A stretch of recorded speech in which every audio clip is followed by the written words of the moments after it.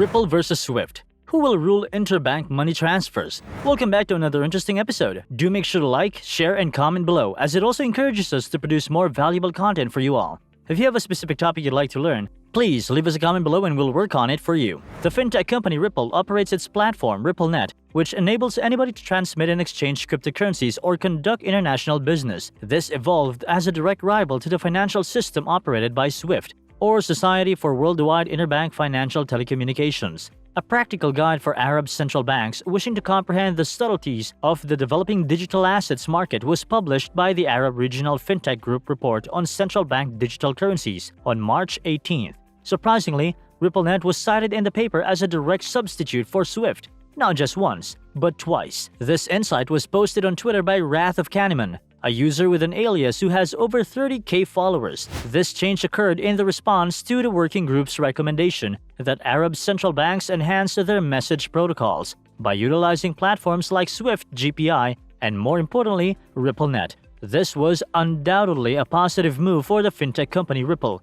which had suffered greatly as a result of the ongoing legal battle. However, it was an interesting development in terms of time. This unfolded 2 days after the Clearinghouse, a well-known Ripple partner, teamed up with Wells Fargo, an American global financial services corporation, to take on Swift's hegemony with a brand new instantaneous payment system. In order to work on CBDCs, Ripple also joined the Digital Euro Association, or DEA, a highly respected organization on the global stage, to contribute to the public and political dialogue through research, education, and by offering a platform and community for policymakers, technologists, and economists to discuss topics connected to digital money. According to the mission statement, the liquidity index bots showed a little increase in the liquidity index as a result of this development. For instance, the 84-day moving trend of the Bitstamp XRP to Euro liquidity index saw a 29% increase.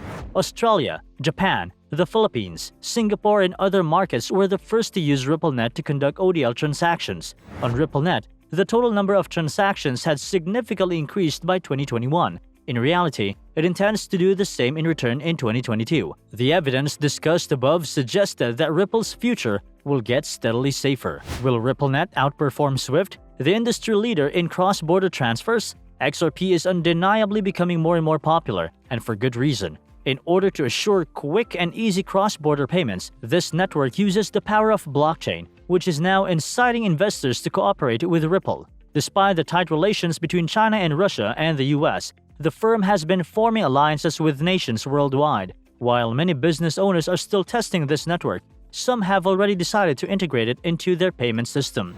In order to adopt a federal currency outside of Western influence, the BRICs have chosen XRP as their preferred option. Russia's invasion of Crimea in 2014 marked the beginning of everything. American citizens are banned from ever transacting business with Russian banks, oil and gas companies, and other businesses. Along with the stock market, this caused the Russian economy to collapse. The fact that Russia is forced to pay more than $50 billion annually as a result of these sanctions is more significant. Fortunately, since then, interest in digital currencies has skyrocketed. With cryptocurrency, Russia may easily carry on doing business as usual without any constraints. For Russians, this is great news. Nevertheless, it is bad news for the nations that have imposed sanctions on Russia. As retaliation for Russia's invasion of Ukraine, the Biden administration also increased sanctions against that country. Several reports claim that Russia has been working with various corporations to at least lessen the consequences of the sanctions. When it comes to bank-to-bank money transactions in particular, these businesses then use digital currencies to legally circumvent government regulation. To believe that Russia was unaware of this development would be ludicrous. The US has a long history of employing sanctions to exert control over nations that they do not consider allies. Additionally, because the US dollar serves as the world's reserve currency, the US can use sanctions as a diplomatic tool to exert influence over a nation, as is the case with Russia right now. In an effort to lessen the impact of its sanctions, the US is also looking into using cryptocurrencies. In order to achieve this, the Fed has imposed sanctions by compiling a list of businesses that its citizens must avoid. Anyone who communicates with the businesses on the list is subject to severe fines. In essence, Banks are essential to the implementation of these penalties. Particularly, the World Bank serves as the major pivot point since it can observe where the money is coming from and going. Anti-money laundering regulations often require international banks to block transactions with sanctioned nations and to alert the appropriate authorities in the event of any irregularities. Banks serve as the federal government's snitch, or to put it another way, its eyes and ears. The emergence of cryptocurrency, however, has left the Fed helpless and unable to monitor events.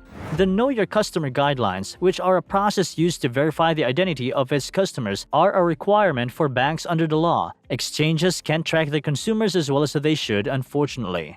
Cryptocurrencies represent a serious threat to the sanctions system, according to a recent warning from the Treasury Department to the government. The US government is responsible for learning about the technology. If Russia chooses to entirely avoid sanctions, it currently has enough crypto tools at its disposal. The only thing left for the Russians to do is figure out ways to conduct business without utilizing dollars.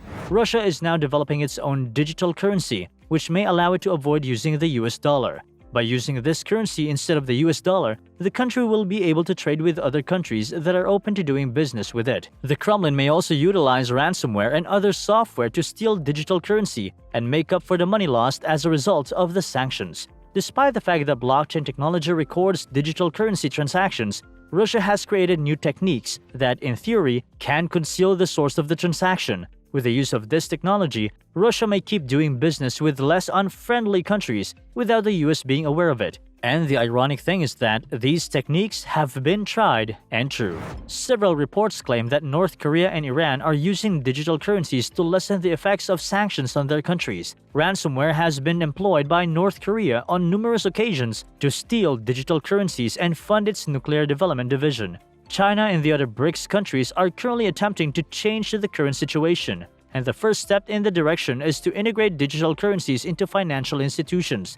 Collectively, the BRICS countries are bigger than the US, and with that, the US will lose control over sanctions if these countries abandon the US dollar. The US dollar could suffer as a result, and eventually it would cease to be the world's reserve currency. Will these nations at last admit that they have been collaborating with the RippleNet and want to introduce CBDCs to their ledger? That might be the last punch the US dollar and US economy can endure. The likelihood is that things will only get worse for Americans after that. The US could only be saved if they cooperate with Ripple rather than suing them.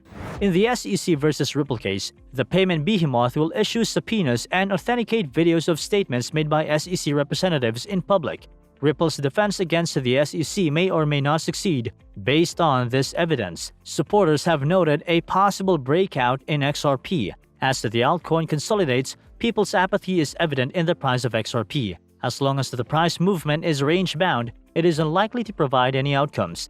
The U.S. Securities and Exchange Commissioner (SEC) is still delaying the release of records from former SEC Chairman William Hinman. The regulator also suffered a serious setback when Magistrate Judge Sarah Netburn approved the defendant's petition to authenticate films of the agency's executives' public statements in addition to serving subpoenas to the plaintiff. The SEC responded, though, with a one-liner filing.